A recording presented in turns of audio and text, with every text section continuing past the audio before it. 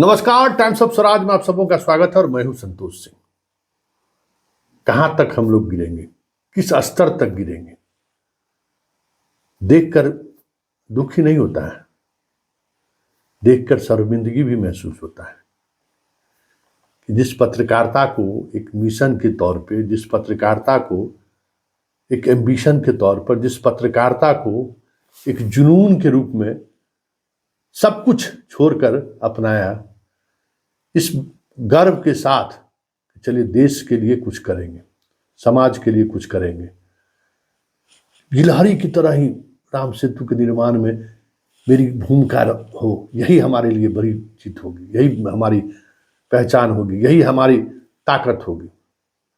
लेकिन आज हम लोग क्या कर रहे हैं, मतलब दुख होता है कि भाई मोदी आएंगे जाएंगे, मोदी का जैसे आना तय था और जाना भी उनका तय है, लेकिन हम मीडिया वाले जिस स्तर तक चले गए, अब उस स्तर से फिर से वापस आना कितना मुश्किल है, ये सोचकर मेरा दिल दहल जाता है।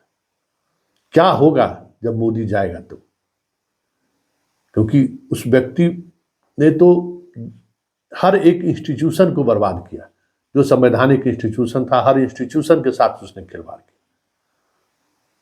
पता नहीं इस देश को क्या गवारा था।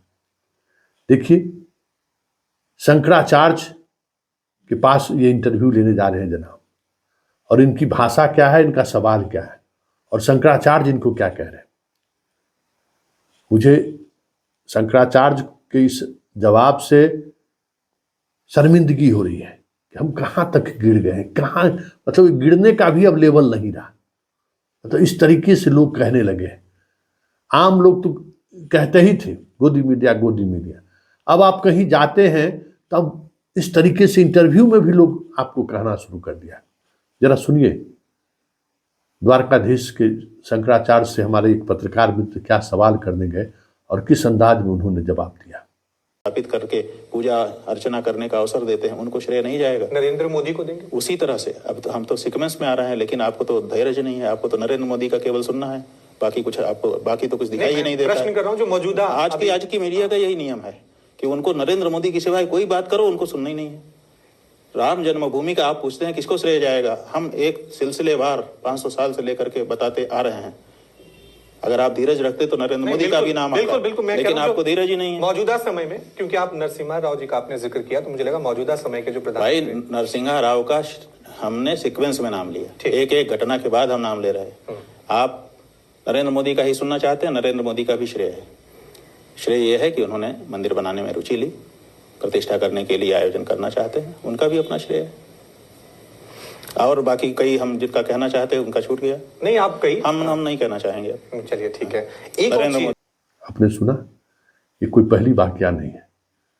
राम मंदिर निर्माण को लेकर जो चीजें चली हैं, उस दौरान जिस तरीके से शंकराचार्य पर अटैक आईटी सेल के द्वारा ही नहीं, हम मीडिया वाले भी जिस तरीके से अटैक कर रहे हैं, पता नहीं मतलब हमारी समझदारी का कहाँ तक पहुंच गई है।